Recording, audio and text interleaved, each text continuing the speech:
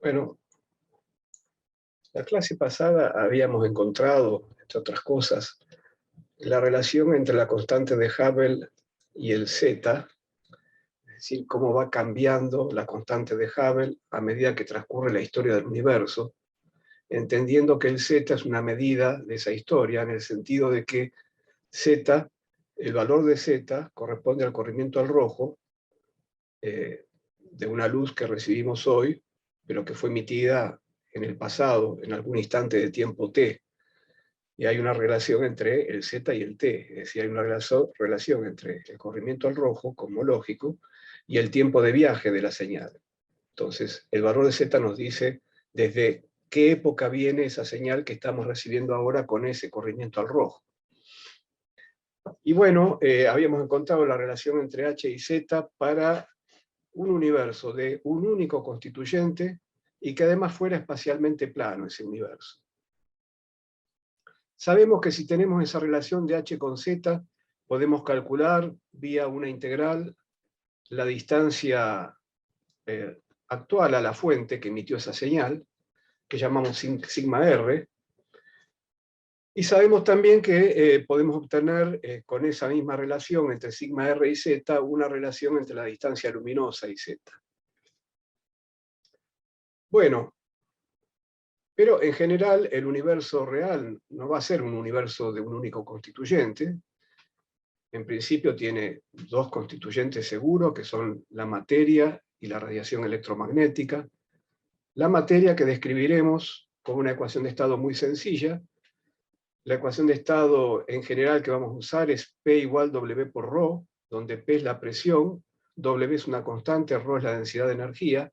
Para la materia usamos W igual a 0, es decir, un fluido sin presión. Y para la radiación corresponde usar W igual a 1/3. Pero podría haber otros constituyentes en el universo. Tampoco sabemos todavía si el universo es espacialmente plano o no lo es. Eso tendrá que resultar de algún tipo de observación. Entonces, bueno, para hablar de los constituyentes y de las densidades de energía y cuál es más importante que otro en cada época, en cada etapa de la evolución del universo, conviene referir esas densidades de energía de cada constituyente a un valor estándar, es decir, mostrar la densidad de energía como una fracción de un valor estándar, y ese valor estándar lo vamos a elegir como el valor de densidad de energía que hace que el universo sea espacialmente plano. Es un valor de referencia, no quiere decir que los constituyentes tengan esa densidad de energía, ni que entre todos sumen esa densidad de energía. Simplemente es un valor de referencia. Si ustedes recuerdan la ecuación de valores iniciales, que es la que está escrita acá en verde, bueno, si yo tomo un universo espacialmente plano, el segundo término desaparece, y entonces leo en esta ecuación cuál es el valor de densidad que haría falta para que el universo sea espacialmente plano. Este primer término es el parámetro de Hubble al cuadrado. Entonces resulta que ese valor de densidad, que llamaremos crítico, se calcula de esta manera, resulta de acá, simplemente de pasar esta constante al otro miembro. Y en general va a depender del tiempo, porque el propio h depende del tiempo en la evolución del universo. Entonces, ¿qué valor tendría hoy este parámetro crítico? ¿Cuánta densidad de energía debería tener hoy el universo para ser espacialmente plano?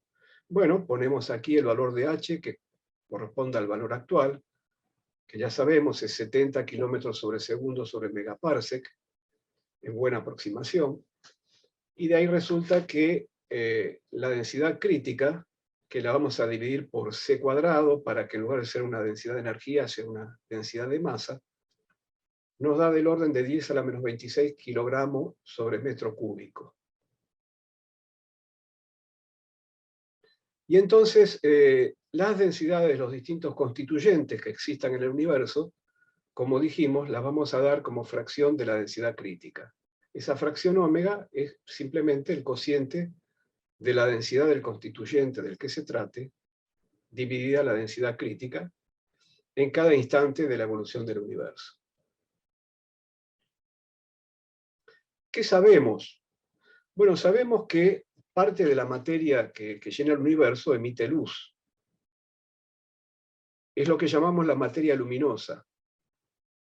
La materia luminosa tiene un valor de ómega, al día de hoy, de 0,005, 5 milésimos. Es decir, es 5 milésimos de lo que es la densidad crítica.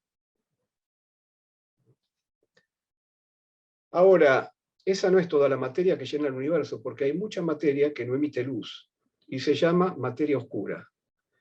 Y la existencia de esa materia oscura fue primero detectada en los halos de las galaxias y de cúmulos de galaxias, viendo que debería haber en esos halos mucha materia que no emitirá luz, y en el interior de la galaxia también, y eso se infería por la observación del movimiento de las estrellas en los halos, y los efectos de lente gravitatoria, que es la deflexión de la luz que ya hemos visto. Entonces, la evidencia fue tan grande que de la existencia de materia oscura, que corrió el valor de la densidad de materia a 0,3. Es decir, solo una pequeñísima fracción de la materia que existe en el universo es materia luminosa. La densidad de materia es 0,3 de la densidad crítica. Por lo tanto, el 99% de la materia que existe en el universo es materia oscura. Ahora, buena parte de esa materia oscura es de naturaleza desconocida. ¿Qué quiere decir esto? Bueno, una parte, sin duda, tiene que ser materia como la que constituye los objetos que nos rodean, lo que llamamos la materia bariónica.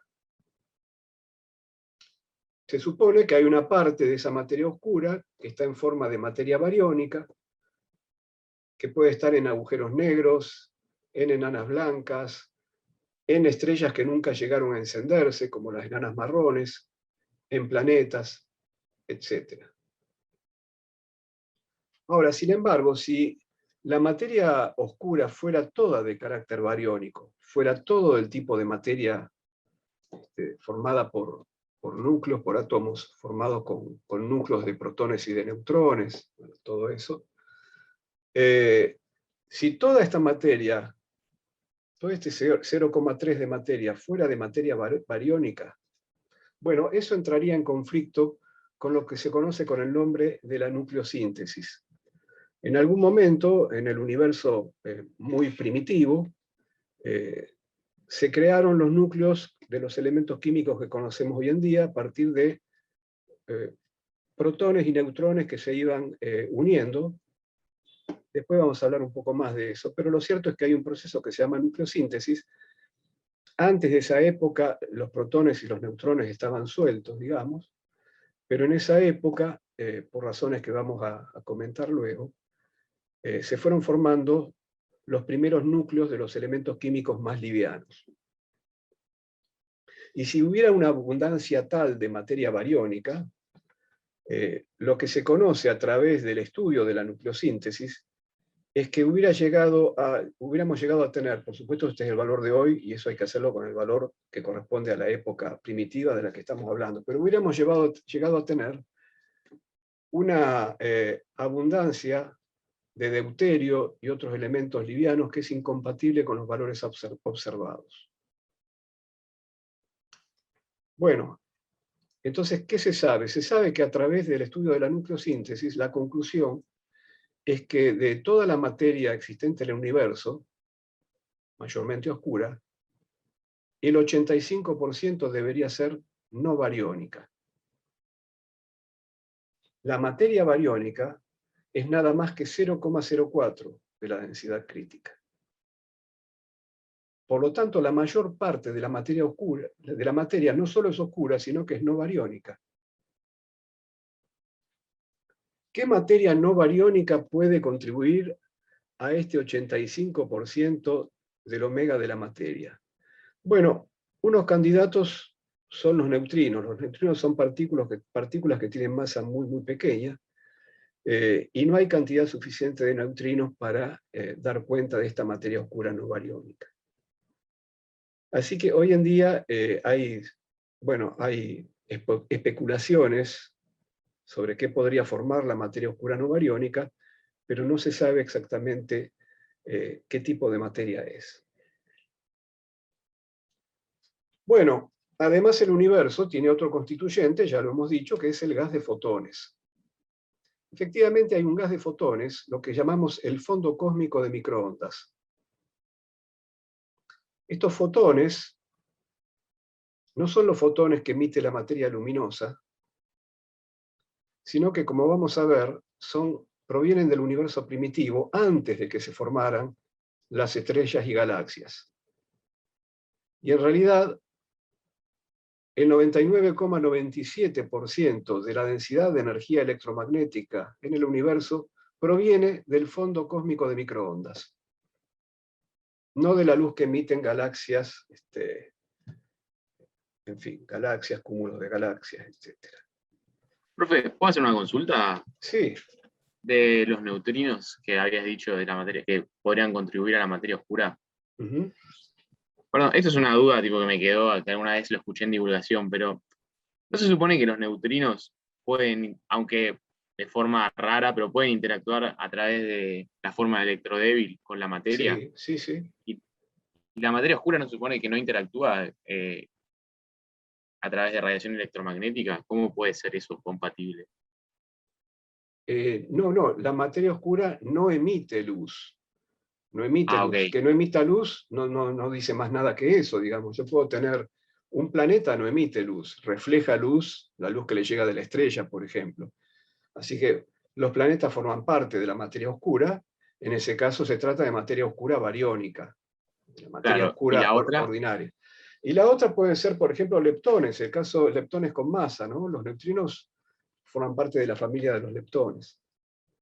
¿Está bien? Perfecto, perfecto, sí. Bueno, bueno, entonces, ¿qué es esto del fondo cósmico de microondas? Bueno, ocurre que en cada lugar del universo llegan fotones del fondo cósmico de microondas desde todas las direcciones. Y ese fondo cósmico tiene tiene un espectro de frecuencias, no es de una única frecuencia, sino que tiene el espectro de un cuerpo negro, que ustedes conocen.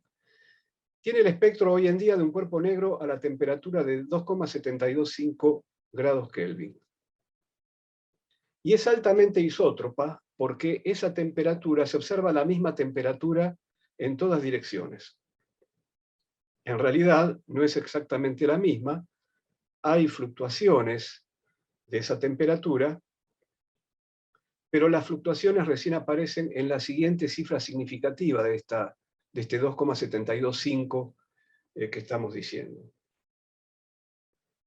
Bueno, una temperatura que es del orden de los 3 grados Kelvin, digamos, en la curva de radiación de un cuerpo negro, significa que el máximo de esa curva corresponde a una longitud de onda del orden de 1 milímetro, estos son microondas, o en términos de frecuencia son unos 300 gigahertz, o en términos de energía, porque si multiplico la frecuencia por la constante de Planck, obtengo la energía de los fotones. Los fotones que están en el máximo de la curva de este espectro tienen entonces 1,24 por 10 a la menos 3 electronvolt. Bueno, ¿cuál es la densidad de energía involucrada en este gas de fotones, en este fondo cósmico de microondas? Bueno, hoy en día es de 5 por 10 a la menos 5. Esto quiere decir que hoy en día tenemos materia 0,3, fotones 5 por 10 a la menos 5. Estamos en una etapa donde la materia domina sobre la radiación. Pero podría haber otro constituyente, que todavía no sepamos, que compita con la materia. Pero entre materia y radiación, hoy en día domina la materia. Nosotros ya hemos hablado la clase pasada que cuando vamos hacia el pasado, debido a que la radiación va como 1 sobre A a la cuarta, la densidad de energía de radiación, mientras que la de materia va como 1 sobre A al cubo, en algún momento en el pasado, esa relación de dominio se invierte y va a pasar a dominar la radiación en las eras primitivas. Bueno, ¿de dónde sale este número? Bueno, sale simplemente de la relación que hay entre la temperatura del espectro de cuerpo negro y la densidad de energía que conocemos a través de la ley de Stefan-Boltzmann. La ley de Stefan-Boltzmann dice esto, y bueno, para una temperatura de unos 3 grados Kelvin, resulta entonces un cierto valor de ρ que, hecha la división con ρ crítico, nos da esta fracción. Y como vimos, como acabamos de decir, que la densidad del gas de fotones va con 1 sobre A a la cuarta, siendo la densidad proporcional a T a la cuarta, esto quiere decir que la temperatura del gas de fotones va como 1 sobre A. Es decir, la temperatura del gas de fotones aumenta hacia el pasado y disminuye hacia el futuro. Bueno, también pasa lo mismo con la temperatura de la materia, que a medida que el universo se expande, cuando la materia se expande adiabáticamente, en la evolución del universo, bueno, entonces también la temperatura disminuye hacia el futuro.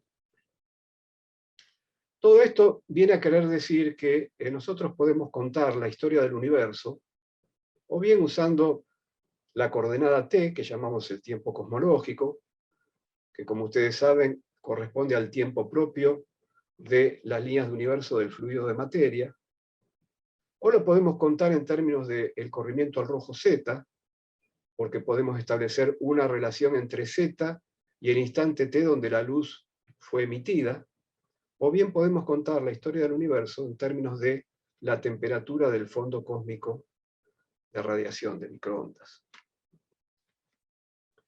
Ahora bien, una cosa interesante, ahora que sabemos que la temperatura de ese fondo de radiación aumenta hacia el pasado, podemos entonces entender que cuando la temperatura de ese gas de fotones alcanzó unos 3000 grados Kelvin, que en términos de energía corresponde a una energía de unos 0,26 electronvolt, o si lo quieren ver en términos del máximo de la curva del espectro de cuerpo negro, si hago aumentar la temperatura en un factor 1000, la energía se nos va a correr por un factor 1000 también, y vamos a tener 1,24 electronvolt más o menos.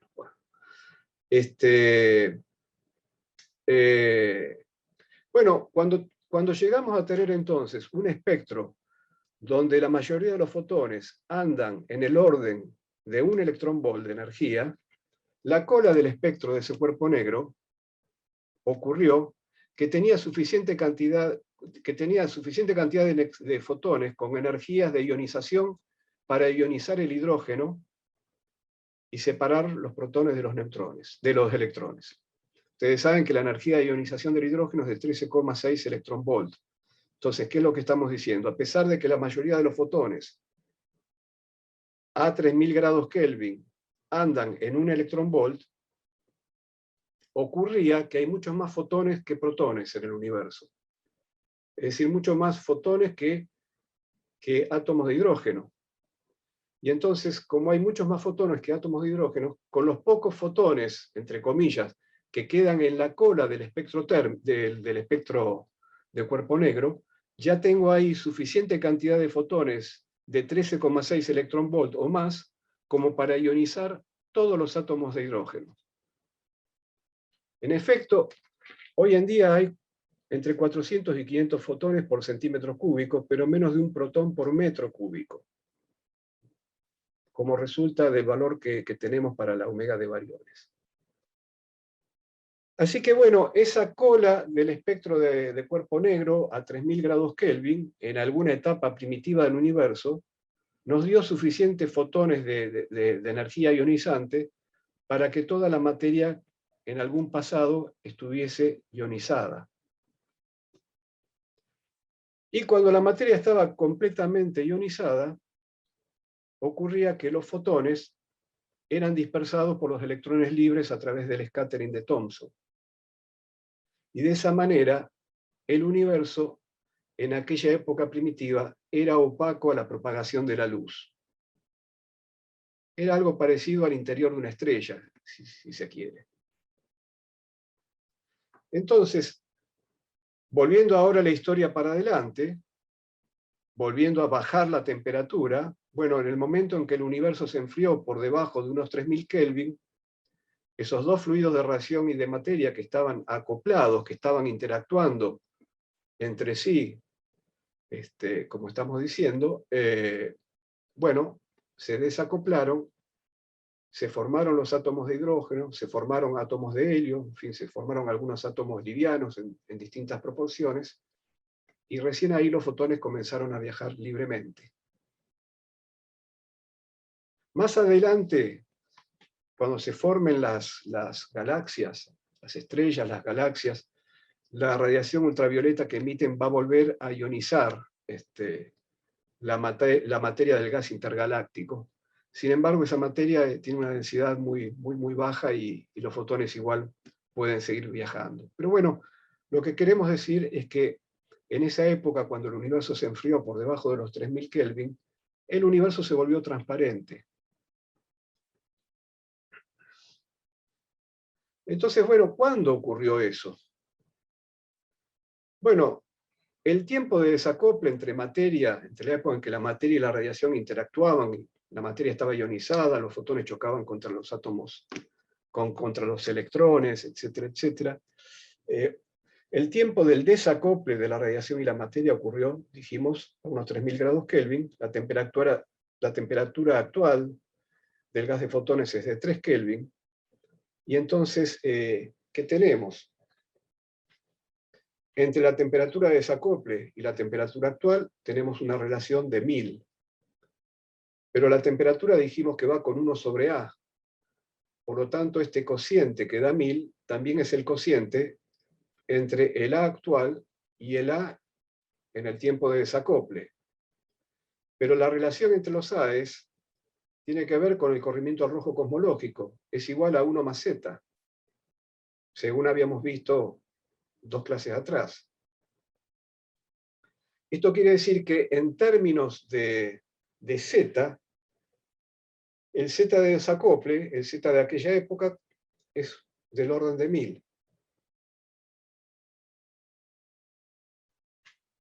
Entonces, bueno, como ya dijimos, en la era actual la materia domina sobre la radiación, porque omega materia hoy es 0,3, omega de fotones es del orden de 10 a la menos 5. Y sabemos que hacia el pasado, en algún momento, el dominio se tiene que invertir, y pasa a dominar la radiación sobre la materia. Así que otra pregunta que podemos hacernos, así como nos preguntamos cuál era el Z que corresponde al tiempo de desacople, podemos preguntarnos cuál es el Z que corresponde a la inversión del dominio de la materia sobre la radiación. Entonces, bueno, ¿cuándo termina el dominio de la materia sobre la radiación cuando nos vamos hacia el pasado? La omega de la materia, a medida que el tiempo transcurre, es, como la materia va como 1 sobre A al cubo, entonces, ¿qué ocurre? Que omega de materia es 1 sobre A al cubo del tiempo t, por omega materia hoy por A cubo hoy. Es decir, omega materia por A cubo en un tiempo t es constante, es lo que vimos la clase pasada. Rho de la materia por A cubo es constante. Eso corresponde al valor W igual a 0 que habíamos visto. Entonces, bueno, si Rho de la materia por A cubo es constante, Rho de la materia al tiempo t por A cubo al tiempo t es igual a omega de la materia, a Rho de la materia al tiempo actual por A cubo al tiempo actual. Este cociente que está al cubo es el 1 más Z al cubo. Hacemos lo mismo con los fotones, pero los fotones van con 1 sobre A la cuarta. Entonces, bueno, nos queda esto que está acá.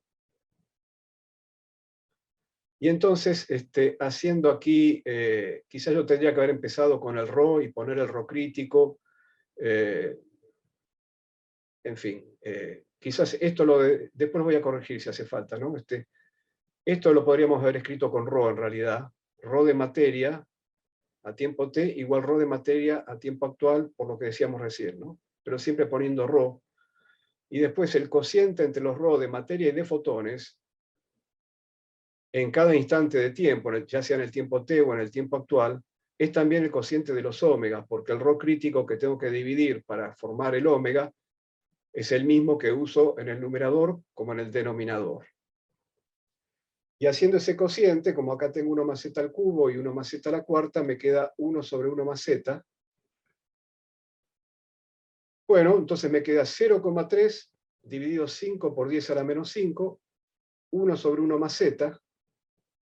Y de este lado, como me interesa el tiempo en donde se invirtió el dominio, me está interesando el instante de la historia del universo donde estas dos cantidades eran iguales. Ese fue el instante donde se invirtió el dominio. Entonces esto lo pongo igual a 1 y despejo cuánto vale z. Y me da que z es del orden de 6.000. Por lo tanto, el dominio de la radiación sobre la materia finalizó antes del desacople. Finalizó en un z mayor que el z de desacople, que es 1000. Bueno. Si queremos estimar el tiempo de desacople, podemos decir lo siguiente. Desde el desacople hasta hoy dominó la materia. Para hacer una estimación, supongamos que el universo es plano. Y que como domina la materia, dentro de esa aproximación, supongamos que la materia es el único constituyente del universo. Estamos haciendo una estimación del tiempo transcurrido. Así que vamos a suponer que la materia es el único constituyente y que el universo es plano. ¿Cómo haríamos la estimación? Bueno, yo sé que para un único constituyente y para un universo plano, A va con t a la 2/3. Lo calculamos la clase pasada. Entonces, el A actual sobre el A de un tiempo t cualquiera es el t actual sobre ese tiempo t a la 2/3. Y para llegar al tiempo de desacople, 1 más z lo tengo que reemplazar por 1000. Y entonces eso me lleva a que si el valor de hoy es de 14.000 años, la edad del universo, entonces el tiempo para que z sea 1000, el tiempo de desacople de la radiación y la materia, va a corresponder para que 14.000 millones dividido el tiempo de desacople a las 2/3 me dé 1000, tengo que poner 400.000 años. Esa es más o menos la época en que ocurrió el desacople. Bueno, así se van estimando entonces estas cantidades. Vamos a decir que el fondo cósmico de microondas fue descubierto en 1965 por Penzias y Wilson. Penzias y Wilson estaban construyendo una antena de microondas, una antena terrestre, no para hacer ninguna observación cosmológica. Pero, bueno, poniendo a prueba la antena, había siempre un ruido que molestaba, un ruido de fondo que molestaba. Y ese ruido de fondo fue identificado luego como una reliquia del universo primitivo, como estamos diciendo, como la radiación que viene de la época en que se produce el desacople, y entonces los fotones empezaron a viajar libremente, y lo único que le pasó desde esa época hasta ahora es que se corrió al rojo su frecuencia, y por lo tanto se corrió también la temperatura en un factor 1000. Pero que por lo demás tienen la característica que tenían antes del desacople, la de tener un espectro más o menos de cuerpo negro, más allá de esas fluctuaciones de las que vamos a hablar un poco más después. Y entonces esta idea, este descubrimiento de esta reliquia del universo primitivo, fue fundamental para sostener el modelo de Big Bang, el modelo de que el universo se estaba expandiendo, que todavía por entonces era criticado. Bueno, es curioso porque Penzias y Wilson recibieron el premio Nobel, pero no sabían lo que habían descubierto. Y los que explicaron, bueno, de qué se trataba, en realidad recibieron, Peebles, por ejemplo, acaba de recibir hace unos años el premio Nobel, pero sin decir bien por qué, sino más bien por el conjunto de sus contribuciones, algo así decía, creo, la fundamentación de la Fundación Nobel. Bueno, muy bien. Entonces,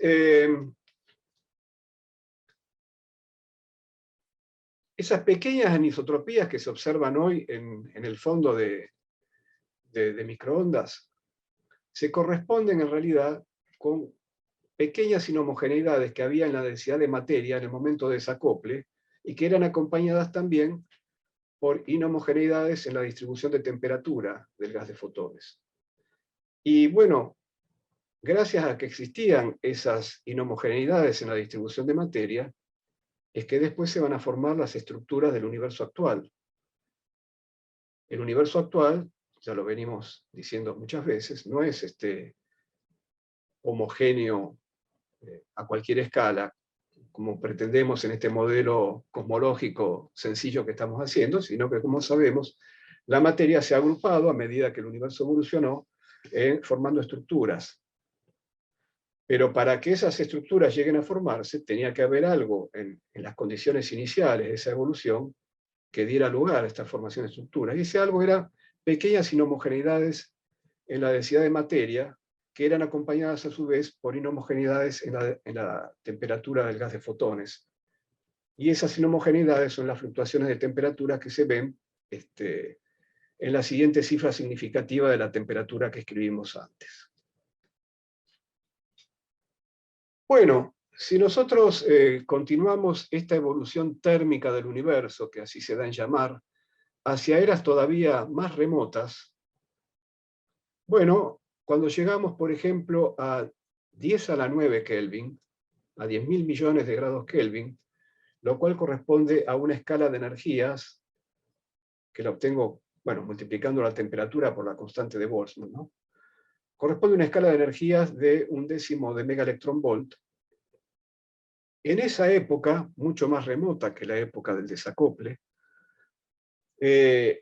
los protones se reunían con neutrones para formar, bueno, elementos livianos, núcleos de elementos químicos livianos.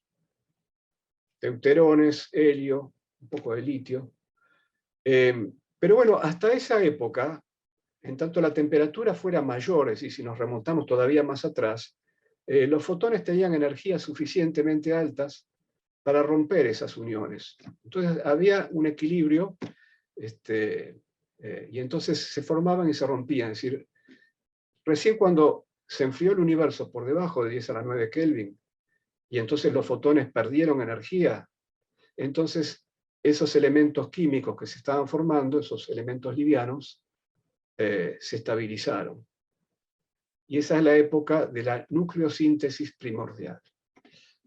Claro, pensando de esta manera podemos ir todavía a épocas mucho más remotas, entendiendo que protones y neutrones no son partículas elementales, sino que a su vez están formadas por quarks. Los quarks son los constituyentes de los hadrones, ya sean bariones o mesones.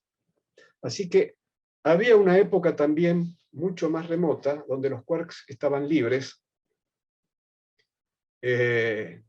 convivían con una abundancia, bueno, de leptones masivos que se van a aniquilar de a pares, aniquilándose van a dar lugar a neutrinos y fotones. Y bueno,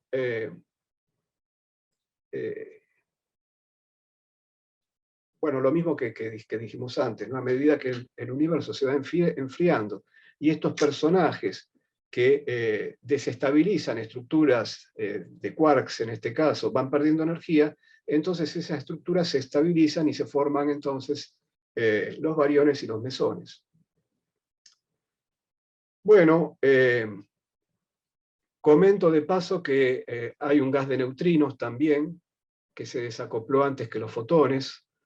Los que quieran conocer estas cuestiones en detalle, bueno, por supuesto estas cuestiones corresponden a un curso de cosmología, pero en el libro de Ta-Pei Cheng, que está en la bibliografía, pueden obtener una información sobre esto y una explicación bueno, muy didáctica acerca de por qué los neutrinos se desacoplaron antes, y hoy en día tienen una temperatura de 10 a la 9 Kelvin. Esos neutrinos que se desacoplaron antes, esos neutrinos que llamamos primordiales, que vienen de la época, de las etapas más remotas del universo, más primitivas, fueron ultrarrelativistas hasta Z más o menos del orden de 500, pero claro, a medida que se iban enfriando se volvieron no relativistas. Y hoy se han enfriado hasta una temperatura de 1,95 Kelvin.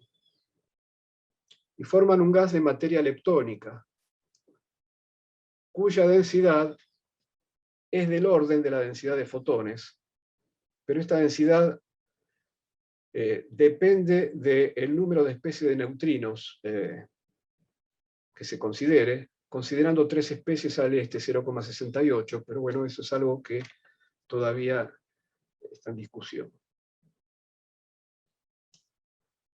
Bueno, entonces, ahora que hemos aprendido cuáles son los verdaderos constituyentes del universo, todavía va a aparecer uno más, y de qué orden de magnitud son en las distintas eras del universo, vamos a estudiar, sí, entonces, un universo con varios constituyentes. Entonces, recordemos que las ecuaciones para describir el comportamiento o la evolución del universo son, por un lado, las ecuaciones de conservación de la energía, que dice que ρ por A a la 3, 1 más W es constante. Y el W es un valor que caracteriza a cada constituyente. Como es constante, tiene el mismo valor en un tiempo t cualquiera que el valor que tienen hoy. Y el valor que tienen hoy lo podemos poner en función del omega que tienen hoy. Entonces el ρ de hoy es ρ crítico de hoy por omega de hoy. Bueno, la otra ecuación que vamos a necesitar es la ecuación de valores iniciales, que de las dos ecuaciones de Friedman es la ecuación de primer orden. Recuerden que la de segundo orden se podía obtener derivando la de primer orden, y combinándola con la conservación de la energía. La ecuación de valores iniciales, la mencionamos al comienzo de la clase, es esta que está acá. Y bueno,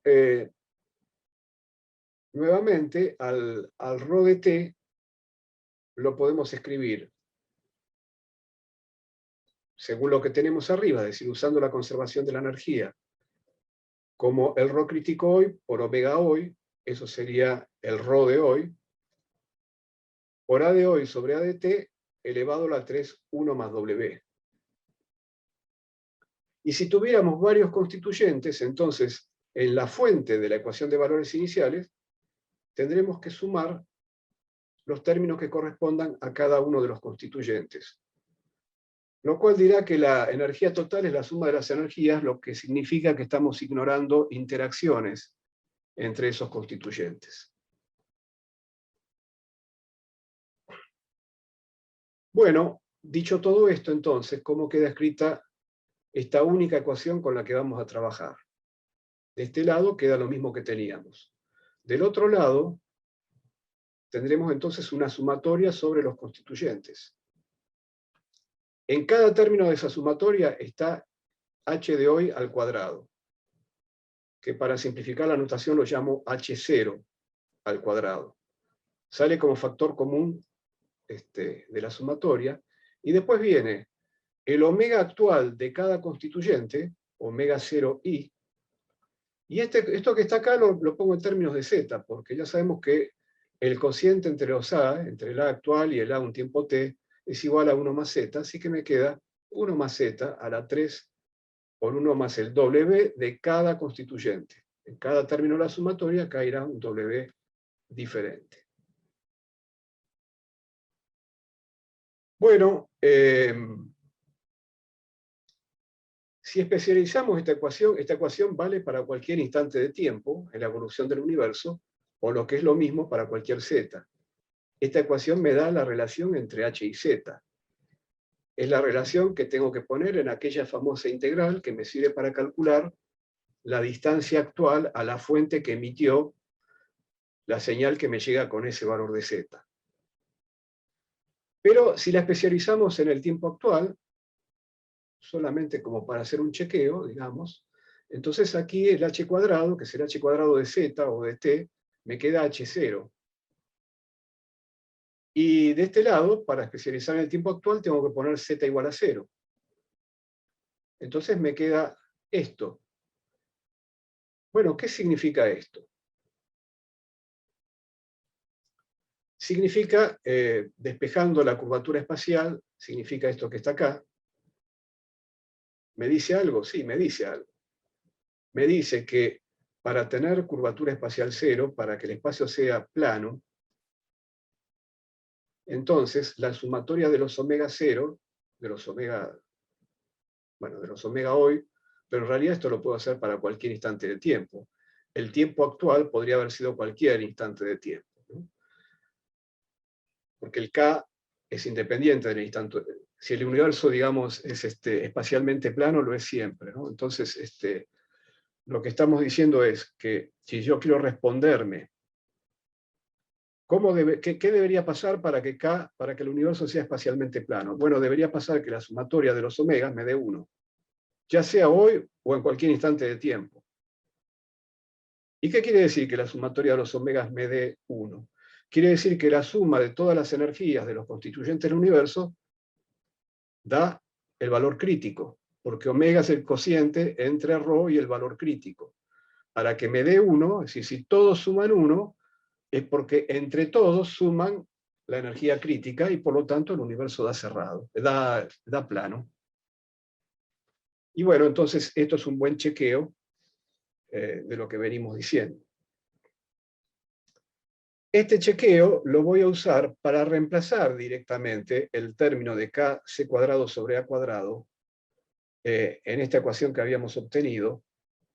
Y entonces, claro, lo voy a reemplazar con los valores de h0. Voy a hacer lo siguiente, voy a multiplicar y dividir acá por a0 cuadrado. Así se me forma el kc cuadrado sobre a0 cuadrado, que voy a reemplazar por esta cantidad. Pero claro, me va a quedar todavía acompañada por a0 sobre a al cuadrado, que es esto que está acá. Y el h0 cuadrado lo saco de factor común en este paréntesis. Este segundo término, entonces, que apareció acá, lo traje del término de curvatura espacial. Este a0 sobre a, de vuelta lo puedo escribir en función de z. Y entonces aquí tengo una expresión completa de h en función exclusivamente de z, porque hasta acá h está en función de z y de k. Ahora está directamente todo en función de z.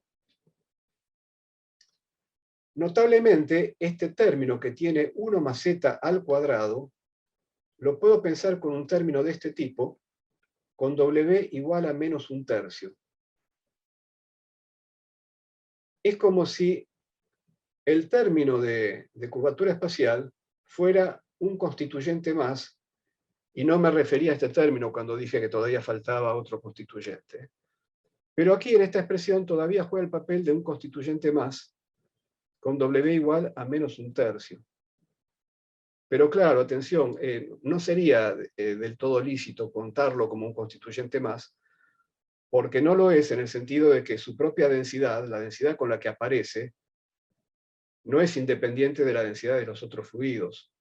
Así que este término depende de los otros. Es decir, esto que está acá se construye con las densidades de los personajes que están acá, que son los genuinos constituyentes del universo. ¿Bien?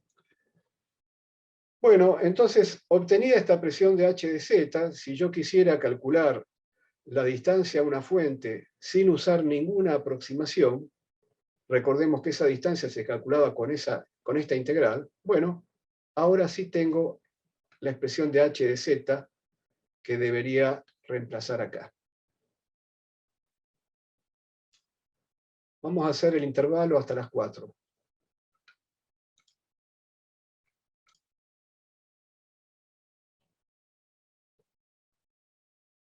Bueno, les quería mostrar el mapa de las fluctuaciones de temperatura de la radiación, del fondo de radiación cósmica. Este mapa Bueno, hay toda una historia de cómo se fueron consiguiendo estos datos, pero como comentaba recién en el intervalo, estos datos de fluctuaciones de la temperatura de la radiación cósmica de fondo se comenzaron a confeccionar a partir de 1992 con un satélite que registró la radiación. Y bueno, se hizo con un satélite porque la radiación de fondo llega muy debilitada a la Tierra porque es absorbida por el vapor de agua en la atmósfera. Entonces, estas fluctuaciones directamente no se podían ver. Y entonces sí se las podía ver desde un satélite, saliendo fuera de la atmósfera. Bueno, entonces, esto empezó en el 92, pero en realidad la figura que se consiguió en el 92 era muy tosca, había muy poca resolución en el instrumento de ese satélite, pero bueno, esto se fue perfeccionando en otros experimentos, siempre con satélites, y el satélite llamado WMAP y el satélite ESA-Planck, bueno, terminaron de confeccionar todo esto. Este creo que es el que corresponde a WMAP, pero me parece que no es todavía el mejor de todos, el mejor mapa. Pero bueno, lo importante es que acá en color se han representado las fluctuaciones en más y en menos respecto de esa temperatura del espectro de cuerpo negro, que ya dijimos. Como ven acá en la escala, son fluctuaciones del orden de cientos de microkelvin. En estas fluctuaciones hay valiosa información sobre la etapa primitiva del universo, sobre la etapa anterior al tiempo de desacople.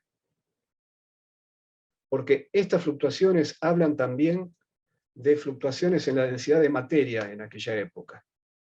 Fluctuaciones que son las semillas, como dijimos, para la posterior formación de estructuras, como galaxias y cúmulos de galaxias. Bien.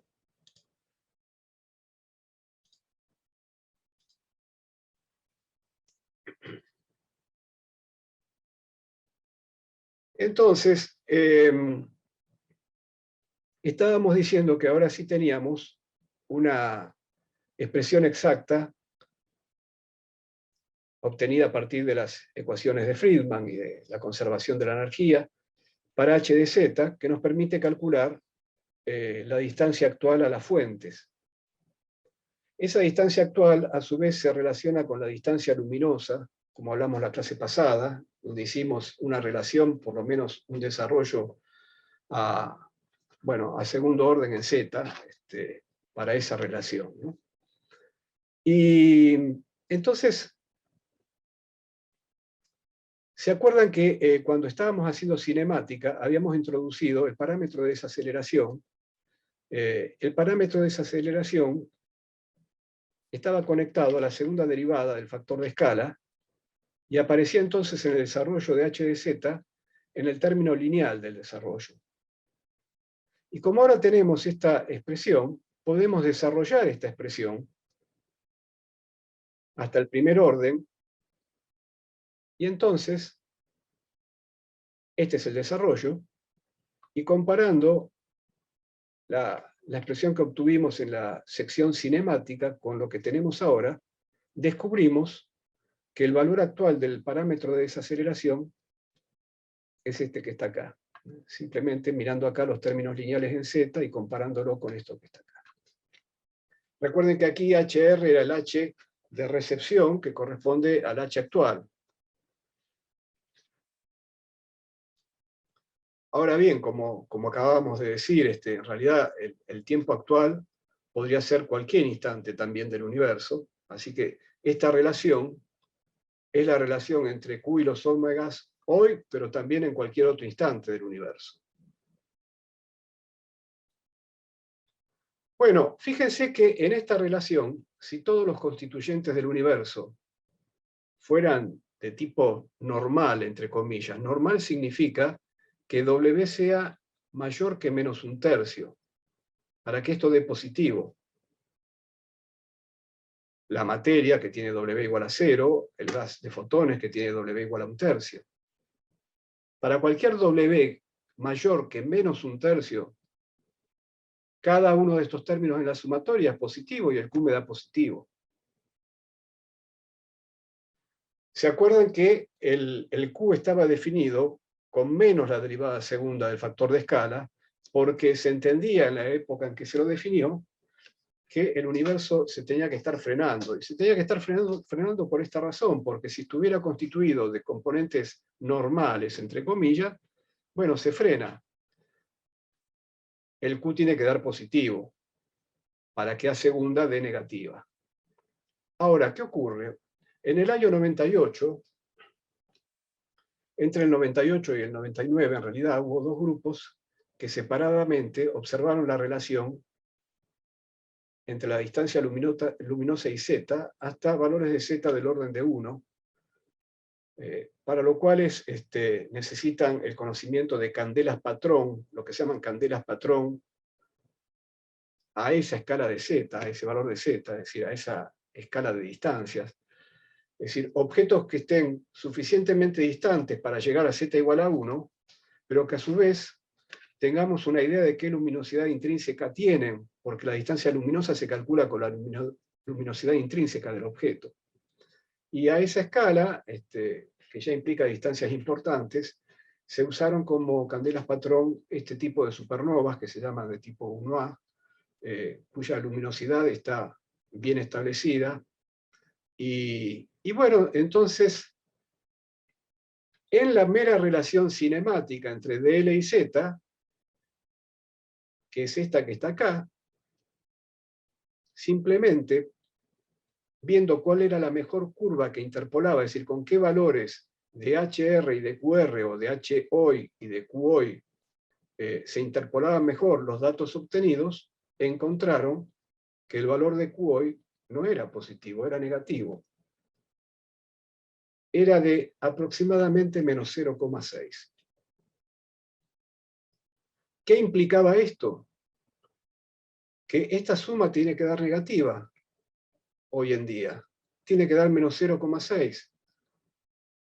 Para lo cual, al menos uno de los términos va a tener que ser negativo. Hay al menos un constituyente del universo con W menor que menos un tercio. A ese constituyente se lo designa genéricamente con el nombre de energía oscura, que no tienen que confundir con la materia oscura. La materia oscura tiene W igual a 0. Lo desconocido de la materia oscura es que la mayor parte es no bariónica.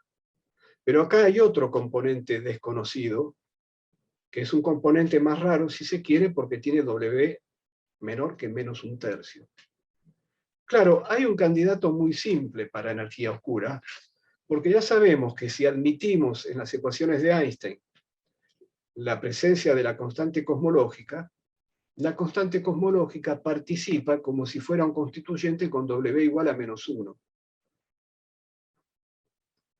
Y entonces, esto de que la energía oscura se pueda asociar con la constante cosmológica, parece funcionar bastante bien, al menos para las observaciones que tenemos hasta hoy. En ese caso, deberíamos decir que el universo actual contiene dos constituyentes principales. La materia, W igual 0, y la constante cosmológica, W igual a menos 1. Porque ya sabemos que en la era actual el gas de radiación influye muy poco, su densidad es despreciable frente a la densidad de materia. Entonces podemos quedarnos en esta relación con dos términos nada más, el que corresponde a materia y el que corresponde a constante cosmológica. Y nos da esto. El hecho que sepamos, por las observaciones de las supernovas, que este valor de Q0 es menos 0,6, no me dice todavía cuánto vale cada uno de estos personajes. Es decir, para llegar a los valores de estos personajes, yo ya anticipé que este personaje vale 0,3, necesitaríamos alguna relación más para romper esta suerte de degeneración que tenemos en esta única relación. Recordemos de paso que quién era omega lambda. Omega lambda, como todo omega, es el cociente entre la respectiva ρ y ρ crítico. ¿Cuál era la ρ que correspondía a lambda? Habíamos dicho que era lambda sobre K. Esto es lambda por C a la cuarta sobre 8 pi g. ¿Y cuánto valía ρ crítico? Bueno, lo vimos hoy, vale esto. Quiere decir que omega lambda corresponde a esto. Y si rompemos la degeneración y obtenemos entonces otra relación con otro tipo de observaciones, entonces vamos a hallar tanto el valor de omega de materia como de omega lambda, que es decir que vamos a hallar también el valor de lambda. Bueno, entonces hay una segunda relación entre omega de materia y omega lambda que se obtiene precisamente del tamaño característico de las fluctuaciones de temperatura que hemos visto en la figura anterior.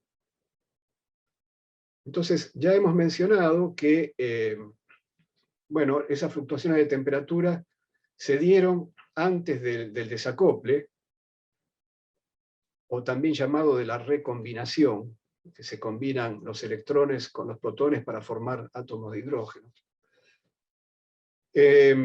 Entonces, antes del desacople, los fotones interactuaban con electrones, los electrones con los bariones. Bueno, había toda una sopa de fotones y electrones y bariones, y protones esencialmente, y neutrones también, por supuesto, ¿sí?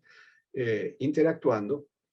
Y en esa sopa la materia buscaba aglutinarse gravitatoriamente, y la presión de los fotones se lo impedía. Entonces había ese tipo de interacción, esa competencia que generaba oscilaciones de densidad y de presión. De densidad, de presión y de temperatura, por lo tanto. Y esas oscilaciones están bien estudiadas y poseen una escala de distancia característica que se llama el horizonte de sonido. Yo estoy comentando nada más, insisto, estas cosas las van a ver en un curso de cosmología.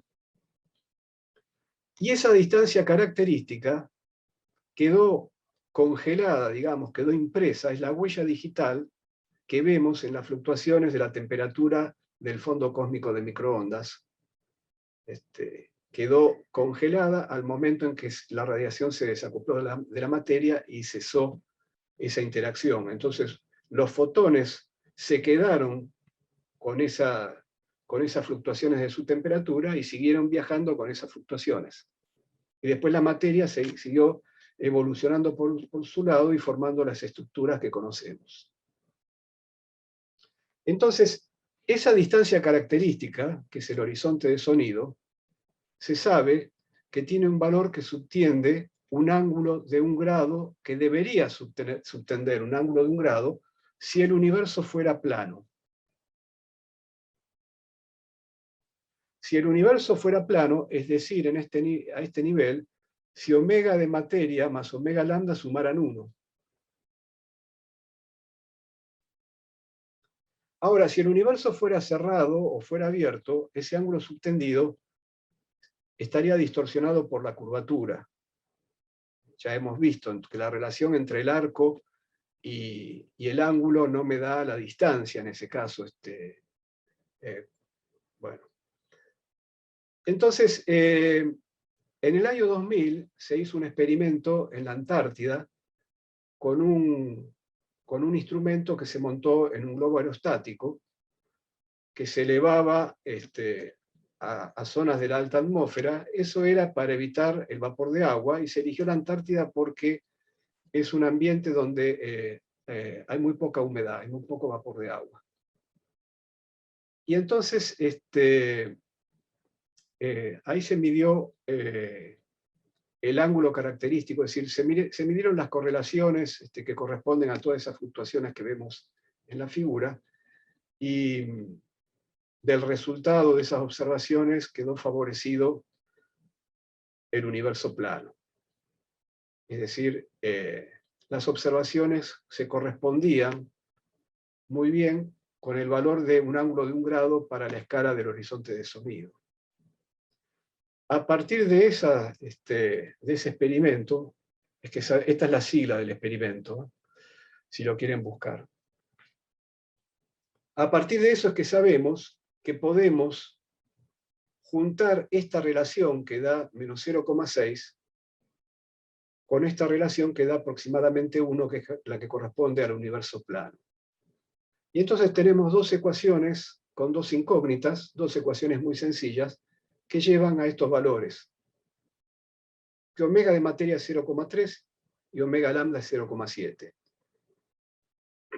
Como ustedes saben, hacia el futuro va a dominar el fluido con menor valor de W, así como hacia el pasado domina el fluido con mayor valor de W. El fluido con menor valor de W es la constante cosmológica, que tiene W igual a menos 1, y ya ha pasado a dominar. Y va a seguir aumentando el valor de omega con respecto al valor de materia, aunque entre los dos van a seguir sumando 1, porque el universo es plano.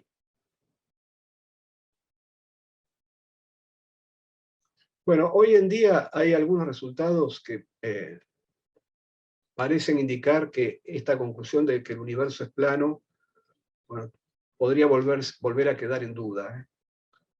Pero por ahora esto forma parte del modelo estándar de Big Bang. El universo, finalmente las mediciones favorecen que sea plano. Entonces, si omega lambda es 0,7, como dijimos antes, puedo despejar el valor de lambda. Y el valor de lambda, recuerden que lambda tiene unidades de 1 sobre longitud al cuadrado. Lambda, si existe, es una escala de longitud en el universo. Y el valor de lambda da 0,1 gigaparsec a la menos 2, que sería algo así como decir que lambda a la menos 1/2 es unos 300 gigaparsec. Es una escala enorme. Bueno, vamos a hacer un ejercicio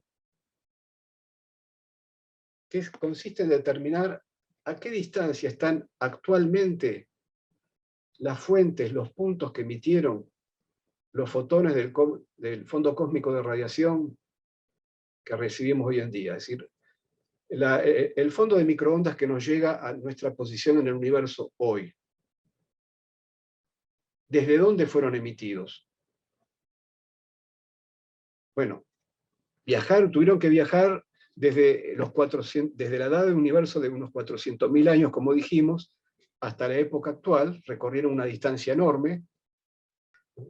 Entonces tenemos que imaginar que nosotros estamos rodeados por una superficie que es de donde fueron emitidos esos fotones que llegan hoy en día. Si dejamos pasar más tiempo, recibiremos fotones que vinieron aún desde más lejos, por supuesto. Entonces, eso se le llama la superficie del último scattering. Y bueno, esas fuentes que serían puntos de esa superficie, ¿a qué distancia están hoy en día? Eso es lo que queríamos calcular en este ejercicio. Y bueno, la distancia a las fuentes se calcula con esta integral entre 0 y z. Ya conozco la forma de h de z, no tengo más que poner z igual a 1000 acá para irme a la superficie del último scattering.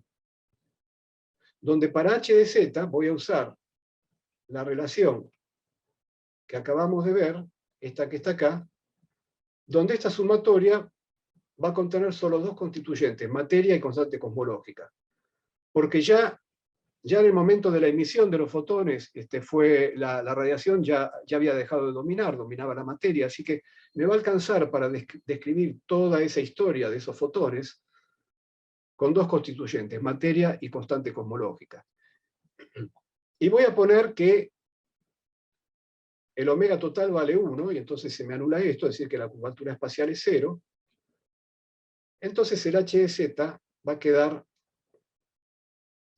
simplemente, lo que estábamos viendo recién en la fórmula era h cuadrado, recuerden, por eso acá está la raíz cuadrada, y entonces aquí está el término de materia, y aquí está el término que corresponde a la constante cosmológica, que es un término constante precisamente, porque corresponde a W igual a menos 1, y entonces el exponente se anula.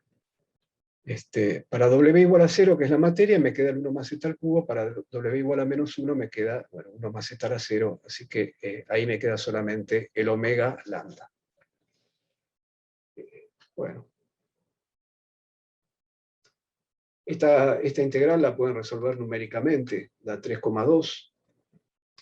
Este cociente, bueno, ya sabemos cuánto vale h hoy. El cociente da 4,3 gigaparsec por 3,2. Hoy en día las fuentes están a 13,8 gigaparsec, que traducido en años luz son 45.000 millones de años luz. Es decir, la edad del universo hoy en día es unos 14.000 millones de años. Pero la distancia a la que están las fuentes, de la luz que viajó durante casi 14.000 millones de años, es mucho mayor por la expansión del universo. La superficie del último scattering está hoy en día a 45.000 millones de años luz. Bueno, otro ejercicio, determinar la edad del universo para estos valores de los constituyentes. Entonces, diferencial t lo escribo como diferencial t sobre diferencial a por diferencial a. Esto que está acá es 1 sobre a punto. Multiplico y divido por a, entonces me queda a sobre a punto, que es 1 sobre h, y como tuve que dividir por a, me queda una a acá. Y entonces, integrando a la izquierda en el tiempo, entre el tiempo inicial del universo, del Big Bang, y el tiempo actual, tomando t igual 0 para el tiempo inicial, y del otro lado integrando en a, y claro, el Big Bang empezó con a igual a 0, entonces integro entre 0 y el a actual. Para h buscamos la función h de z, la que escribimos recién, pero claro, aquí decía 1 más z, pero 1 más z es a 0 sobre a, entonces me queda a 0 sobre a al cubo. Y bueno, tengo que hacer esta integral, para lo cual me conviene hacer un cambio de variables, multiplicar y dividir por a0, y usar a a0 sobre a como la variable de integración. Entonces, si multipliqué y dividí por a0, acá me queda un a0 sobre a, es la variable de integración, y el otro a0 lo junto con el diferencial a, me queda un diferencial a sobre a0, y entonces cuando a vale a 0, la nueva variable vale 1, y entonces tengo que integrar entre 0 y 1, hacer esta integral. Esta es una integral que se puede hacer, da este resultado. Y bueno, reemplazados los límites de integración, lo que tenemos para la edad del universo actual es prácticamente 14.000 millones de años. Acá hay un factor 0,96 que lo podemos tomar prácticamente como 1. Esta cuenta la habíamos hecho cuando consideramos el universo de un único constituyente. Y si hubiéramos puesto como único constituyente la materia, ignorando la constante cosmológica, entonces la edad del universo hubiera dado menor, un poco menor que esto, no mucho menor, pero lo suficiente como para entrar en conflicto con la edad de algunas estructuras, de algunas galaxias. Y entonces, eso también era una cosa que estaba molestando, en el sentido de que si había galaxias que eran más viejas que lo que se obtenía con los modelos que salían de las ecuaciones de Einstein, que lo que se obtenía para la edad del universo, bueno, ahí teníamos un conflicto, pero resulta que la constante cosmológica viene a acomodar esa cuestión también, y da para la edad del universo un valor que ya no entra en conflicto con la edad de aquellas galaxias. Bien. Bueno, nuevamente, volvamos siempre a esta ecuación de h cuadrado. Y ahora escribamos esta ecuación para el factor de escala. Entonces, en lugar de h ponemos a punto sobre a. Y en lugar de 1 más z, ponemos, bueno, a 0 sobre a. A 0 sobre a acá también.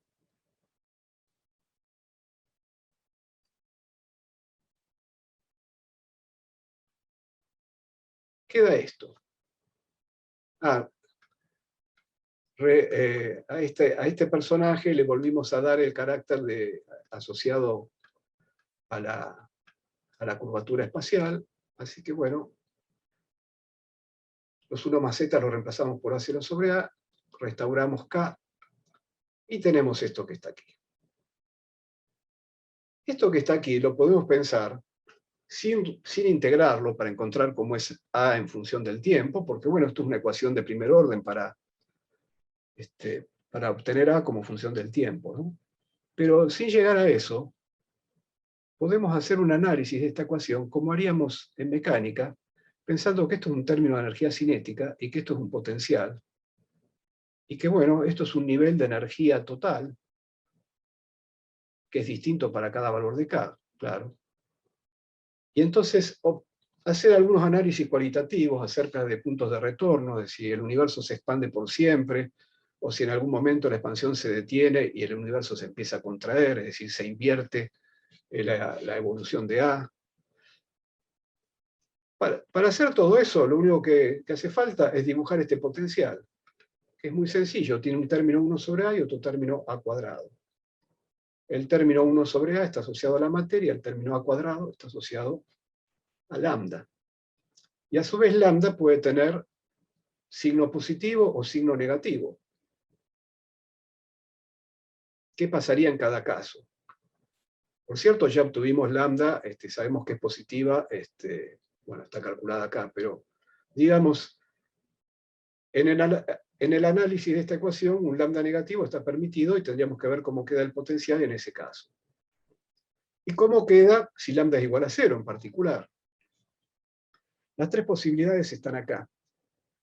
Si lambda es menor que 0 para A grande, domina, perdón, ¿qué estoy diciendo?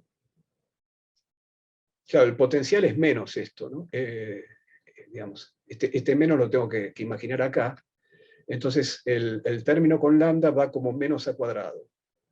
Y si lambda es negativo, entonces me queda una parábola para arriba, que va a ser la que domine para A grande.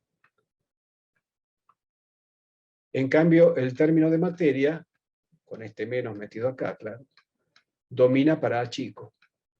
Entonces, cuando A chico, tengo esto. Tengo un menos 1 sobre A. Cuando lambda es igual a 0, solo tengo el término de materia.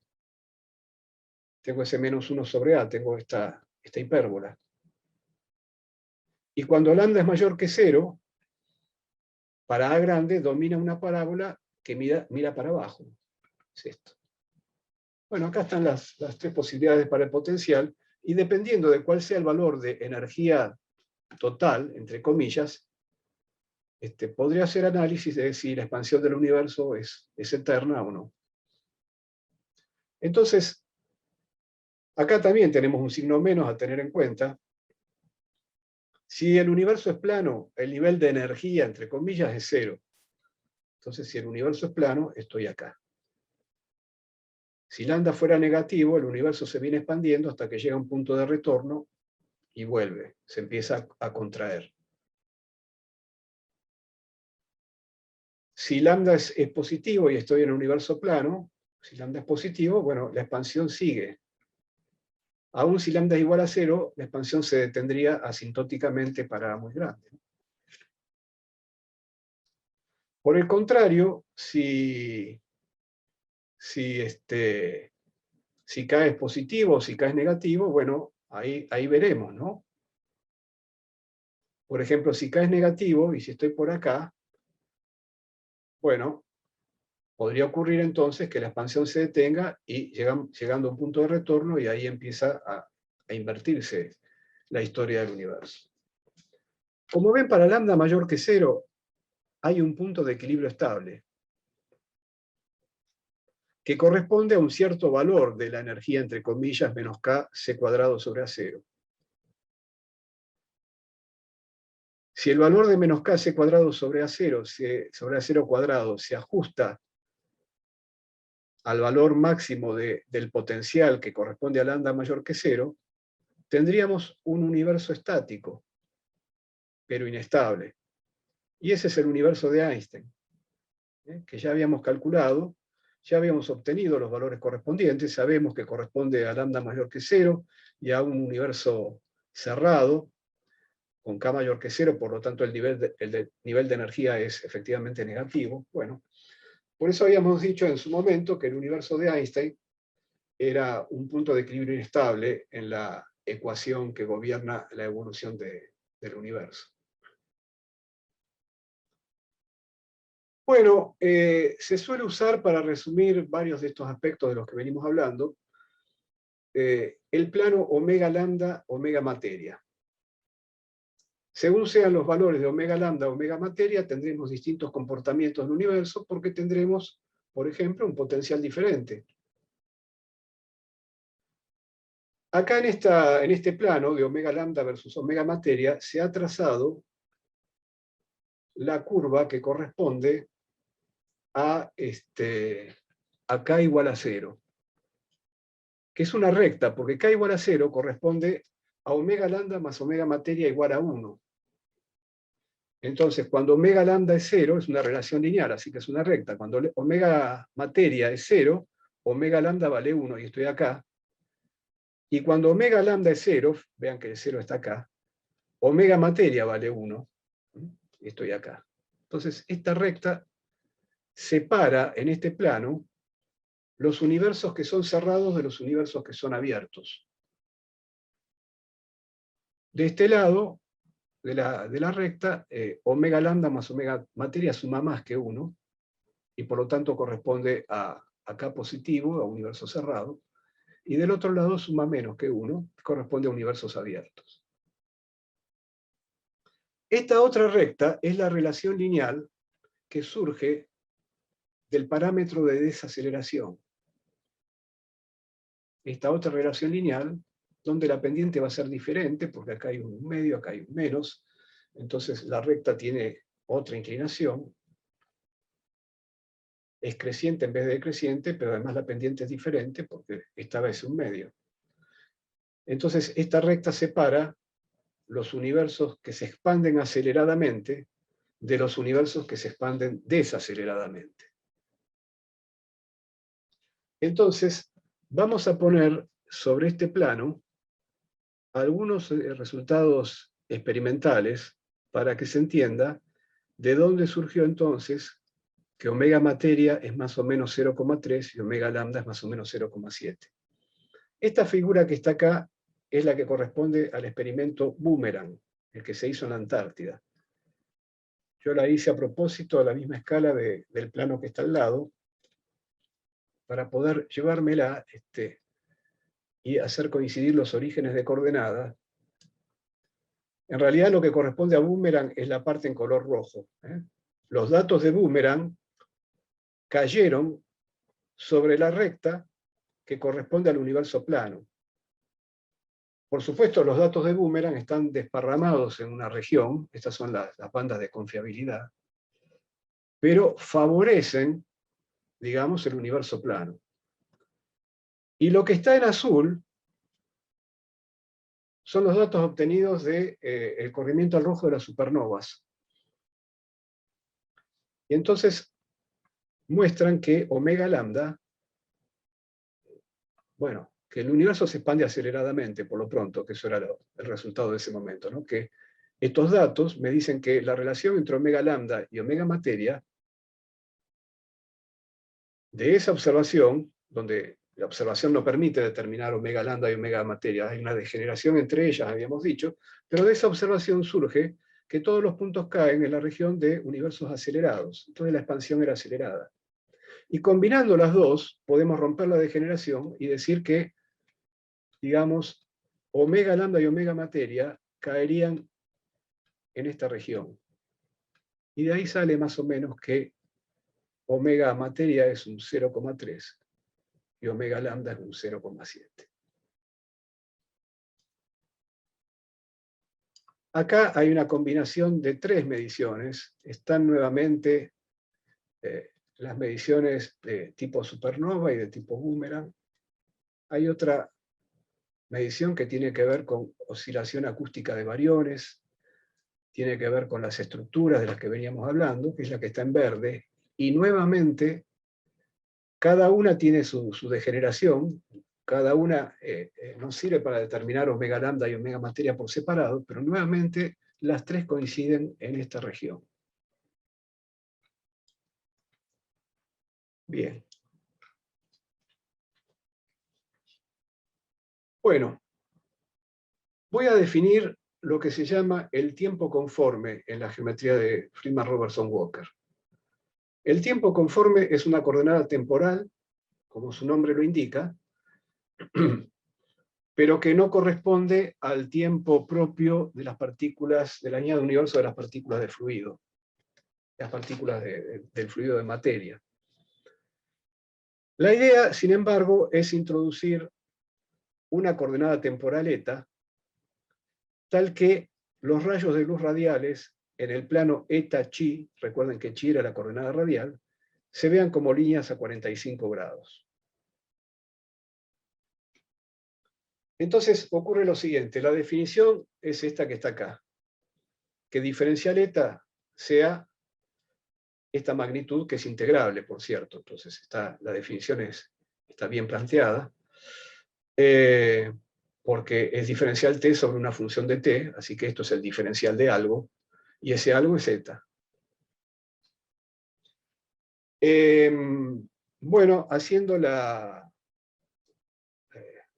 el cambio de variables que ya hemos hecho, ¿no? Digamos, bueno, diferencial a, que es la derivada de a respecto de t, que es a punto por diferencial t, a punto, h es a punto sobre a, entonces a punto con a punto se va, el a que está acá abajo se simplifica con este cuadrado y queda lo mismo que está acá, así que estas dos expresiones son iguales. Y bueno, reemplazando entonces diferencial t en la forma que tiene el intervalo de la métrica de Freeman-Robertson-Walker, lo que consigo es, bueno, si escribo entonces el diferencial t como a de t, diferencial eta, sobre c, todo esto al cuadrado, me queda un c cuadrado que se va con este c cuadrado, me queda un a cuadrado que va a salir de factor común, y como voy a usar como coordenada no a t sino eta, el factor común a cuadrado de t lo reescribo como a cuadrado de eta. ¿Quién quedó acá? Diferencial eta cuadrado. ¿Y quién quedó en el segundo término? Quedó solo el dl cuadrado, que es el elemento de arco estático que corresponde a una geometría espacial isótropa y homogénea. Si esa geometría espacial fuera plana, bueno, lo que quedó acá es simplemente Minkowski, porque esa geometría espacial plana la puedo escribir como dx cuadrado, de y cuadrado, de z cuadrado, ya está, esto es Minkowski, ¿no? Entonces, con el tiempo conforme, la geometría de Freeman-Robertson-Walker espacialmente plana se ve conforme a Minkowski. Se ve como un factor conforme que multiplica a la geometría de Minkowski. Bien. Independientemente de si esta geometría espacial es plana o no, a nosotros nos interesa esta forma, esta expresión que quedó acá, que nos dice que el factor de escala salió afuera multiplicando a una geometría que es estática, que no tiene dependencia temporal. Si yo quiero estudiar la propagación de un rayo de luz radial, un rayo de luz que se mueve en chi, a tita y phi constante, entonces, bueno, ya sabemos, tengo que anular el intervalo, y entonces me queda que diferencial eta es igual a más menos diferencial chi, al simplificar el cuadrado. Esto sea acá igual a 0, sea distinto de 0, da igual, ¿no? Lo único que estamos tomando de esta parte espacial es el diferencial chi cuadrado, porque diferencial tita y diferencial phi están congelados, así que bueno, ya está, queda esto. Quiere decir que en el plano eta chi, los rayos de luz se ven como líneas a 45 grados. Entonces, vamos a ver, si la edad del universo en tiempo conforme es finita, es decir, si el universo en este plano eta chi existe desde un valor de eta finito hasta el valor actual, Entonces, eso genera lo que se llama horizontes de partículas. ¿Qué quiere decir horizontes de partículas? Supongamos que este eje vertical, esta línea de universo temporal, corresponde a la línea de universo de nuestra galaxia. Esta es nuestra línea de universo en el espacio-tiempo, y que este valor de eta sea el valor de eta actual. Entonces, desde mi posición, yo solo podría observar, a través de los rayos de luz que me llegan, una región del universo comprendida entre este valor de chi. Por supuesto, este eje es un eje radial, así que yo tengo que pensar que los chi positivos corresponden a tita igual a 0 y los chi negativos corresponden a tita igual a pi. Es como mirar para adelante y mirar para atrás. Ustedes se tienen que imaginar el resto de las coordenadas tita y phi. Pero lo cierto es que para mí sería accesible solamente el universo comprendido entre estos dos valores de chi. Esto sería el radio del universo visible. Radio entre comillas, entendiendo que esta es una coordenada radial, pero que realmente no representa una distancia. Pero lo importante es que, aún existiendo universos más allá de estos valores, habrá otras galaxias que se muevan con líneas de universo así, por acá, líneas verticales así, pero esas todavía no las estoy viendo, las podré ver en el futuro. Esto es un efecto debido a la edad finita del universo, la existencia de horizontes de partículas. Peor aún, el horizonte, el universo era opaco, en realidad hasta el tiempo de desacople. Así que si dibujamos el tiempo de desacople, en realidad, todavía ver, en el sentido de que el universo es transparente, no estaría viendo, pero bueno, no importa, digamos, la causalidad, digámoslo así entonces, se podría establecer solamente con regiones del universo que están en alrededor de un horizonte, alrededor mío, que se llama el horizonte de partículas. Más allá de ese horizonte todavía no hay relación causal posible. Para que haya relación causal posible con objetos que estén fuera de ese horizonte de partículas, tendríamos que dejar transcurrir más tiempo para que entonces este dibujo llegue hasta más lejos. Bueno. Ahora bien, este tiempo de desacople está dibujado acá, este tiempo conforme, porque ahora queremos hablar sobre los puntos que pertenecen a esa superficie de último scattering de la que estábamos hablando. Tomemos este punto en la superficie de último scattering. Este punto puede estar causalmente conectado solamente con los eventos que ocurren dentro de su cono de luz pasado. Este otro punto está conectado solamente con estos eventos. Y así lo mismo si incorporamos el resto de las coordenadas tita phi. Esto es, si miramos la bóveda celeste y la radiación de fondo que recibimos de todas las direcciones, tenemos que comprender que lo que nos llega desde un lado y lo que nos llega del otro lado no tienen relación causal entre sí. Lo que nos llega desde atrás y lo que nos llega desde adelante no está en conexión causal. Este evento no está en conexión causal con este evento, ni con ninguno de los que están en relación causal con él. Debido a que la edad del universo es finito. Si no fuera finita, entonces, bueno, este cono del pasado se extendería hacia atrás y yo podría encontrar entonces eventos en el pasado que influyeran sobre este evento y sobre este evento. Está bien, bueno, perfecto. ¿Qué problema hay? Bueno, el problema es por qué la radiación de fondo es tan isótropa. ¿Por qué la temperatura de la radiación que me llega desde atrás es igual a la temperatura de la radiación que me llega desde adelante? ¿Cómo se consiguió esa isotropía si no hubo relación causal entre los eventos? Si miramos toda la superficie de último scattering, se puede calcular que alcanza con una diferencia de 1 grado, más o menos de 1 grado, entre dos direcciones diferentes para que ya no haya conexión causal entre ellas. Y sin embargo tienen la misma temperatura. Bueno, este es un problema del modelo de Big Bang. Es una situación insatisfactoria que genera lo que llamamos el modelo estándar de Big Bang. Uno podría decir, bueno, pero ¿qué problema hay? Y si las condiciones iniciales fueran lo suficientemente isótropas, ¿por qué no va a ser isótropa entonces el estado actual de la radiación cósmica de fondo? Sí, desde luego, pero eso de que las condiciones iniciales deberían ser isótropas es algo que molesta.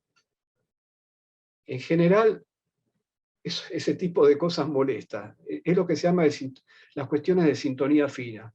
Ah, sí, si yo ajusto muy bien las condiciones iniciales, puedo obtener lo que finalmente existe hoy en día en la naturaleza. Y bueno, pero... Entonces, para mitigar este problema, se inventaron los llamados modelos inflacionarios. Son una familia de modelos, cada uno con sus propias características, pero la idea básica es poner en una etapa muy primitiva del universo, antes de que dominara la radiación, poner una etapa de otra naturaleza, donde lo que domine sea un campo escalar, es un campo escalar cuantificado, que está en un estado inestable. Esa es la idea básica. La energía de ese campo escalar, en ese estado inestable, actúa como una suerte de constante cosmológica y genera una expansión exponencial en esa etapa primitiva, en la era inflacionaria que antecede a la era dominada por la radiación. Pero finalmente, como ese campo escalar está en un estado cuántico inestable, termina decayendo a un estado más estable, a un estado de menor energía.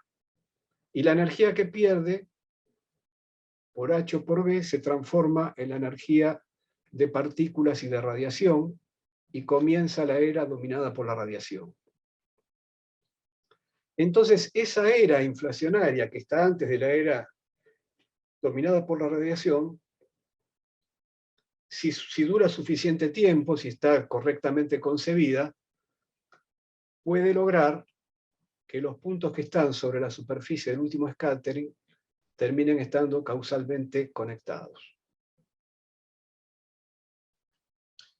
Bueno, hay otro problema más que también viene a mitigar los modelos inflacionarios, que es el problema de que el universo es plano.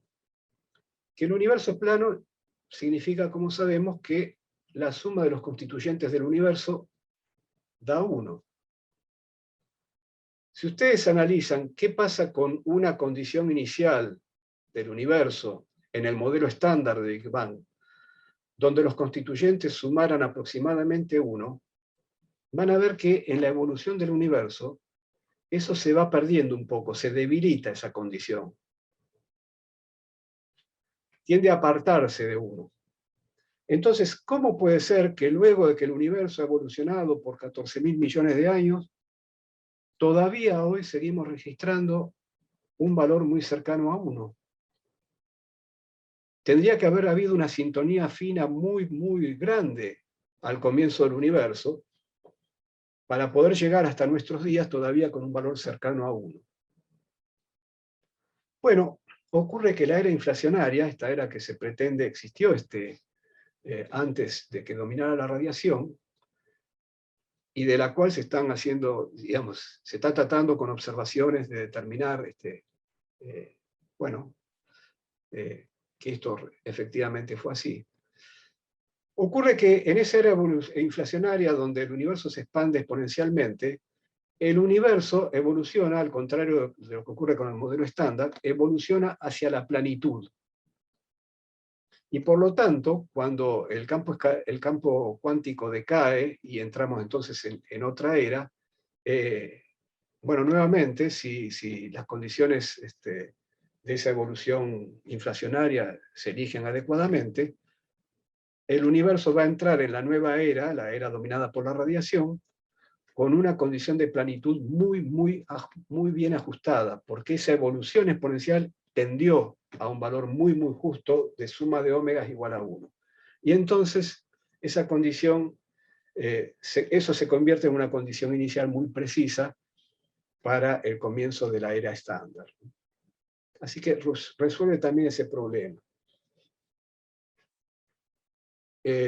Bueno, también este campo da fluctuaciones cuánticas que después se convierten en otras fluctuaciones que ya no son cuánticas y que son finalmente las que van a quedar bueno, impresas en la radiación cósmica de fondo, etc. Bueno, una cosa que podemos decir para cerrar ya la clase es cuál es el futuro del universo visible. Porque si realmente estamos en una expansión acelerada, como vienen a decirnos todas las observaciones, eso va a tener una consecuencia dramática que es la siguiente. La aceleración de la expansión va a hacer que va a llegar un momento en que el universo se expande más rápido que lo que la luz pueda recorrer en el tiempo de la expansión, por así decirlo. Más rápido que la velocidad de la luz, digamos, entre comillas. Y entonces va a ocurrir con eso que galaxias que hoy son visibles, claro, hoy las vemos en el estado que tenían en el pasado, porque la luz demora tiempo en llegar hasta nosotros, pero no importa, las vemos. Podrán dejar de ser visibles en un futuro, porque la luz que están emitiendo ahora ya no nos va a alcanzar, no nos va a llegar, y entonces en algún momento vamos a dejar de verlas. Vamos a ver esto de vuelta en la figura del plano eta chi. Entonces, aquí estamos nosotros hoy en nuestra línea de universo. Tomemos la línea de universo, chi igual constante, por cierto, de una galaxia que esté relativamente lejos de nosotros. Hoy estamos recibiendo la luz que la galaxia emitió en este instante del pasado, en este tiempo eta en el pasado. Emitió este rayo de luz, no llega hasta nosotros. Bueno, la galaxia sigue su línea de universo y en el tiempo actual está emitiendo luz. Esa luz también viaja a 45 grados y nos va a llegar en algún tiempo futuro, esperamos. Como la luz viaja a 45 grados en el plano eta X, ¿cuánto tiempo tenemos que dejar pasar a partir de hoy para que este rayo de luz nos alcance? Y bueno, como este triángulo es un triángulo rectángulo a 45 grados, el delta eta que tengo que esperar es igual al delta chi entre nuestra galaxia y la galaxia que está emitiendo la luz. Ese es el tiempo que tengo que esperar. Ahora, lo que vamos a ver, para apoyar lo que estábamos diciendo, es que en un universo dominado por la constante cosmológica, que es lo que vamos a tener en el futuro, donde el parámetro de Hubble se va a volver finalmente constante, porque cuando el único constituyente relevante sea la constante cosmológica, eso conduce a un parámetro de Hubble constante, como en el universo de De Sitter.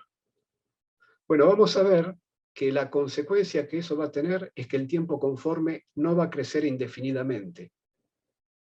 Entonces, el tiempo conforme va a crecer hasta un cierto valor y puede ser que con ese valor no nos alcance para llegar a ver este rayo de luz.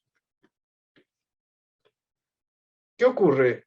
Habíamos dicho que esta era la relación entre diferencial eta y diferencial A. Acá aparece H. Si H es constante, es decir, en el futuro del universo, entonces delta eta, integrando acá, el delta eta transcurrido entre el valor actual del factor de escala y un dado valor final, no importa cuál, se obtiene integrando sencillamente esto y nos da entonces esta relación. Este es el delta eta que transcurre entre el universo actual y un dado valor A final. Ahora, bueno, A final, a medida que el universo se expande aceleradamente, va a llegar a ser infinito. Y entonces, cuando el factor de escala llega a infinito, el tiempo conforme transcurrido desde hoy no va a ser infinito. Este término se va a anular, pero va a quedar este. El tiempo conforme transcurrido desde hoy hasta un factor de escala infinito es esto. Y entonces, si yo considero galaxias que están a un delta chi mayor que este valor, la luz que emitieron hoy, si a partir de hoy el universo estuviese dominado ya completamente por la constante cosmológica, la luz que emitieron hoy ya no la vamos a llegar a ver. Bueno, eso es lo que va a pasar entonces en el futuro del universo visible, en caso en que confirmemos que la energía oscura es la constante cosmológica que por lo tanto va a dominar en el futuro, y la consecuencia que va a tener es esta que está acá. Bueno, si en cambio el universo estuviese dominado por la materia, el H va como A a la menos 3 medios. Y si ustedes repiten esta cuenta para ese H, que ya no saldría fuera de la integral, van a ver que delta eta tiende a infinito, cuando el universo llega a un factor de escala infinito. Muy bien. Bueno, con esto terminamos.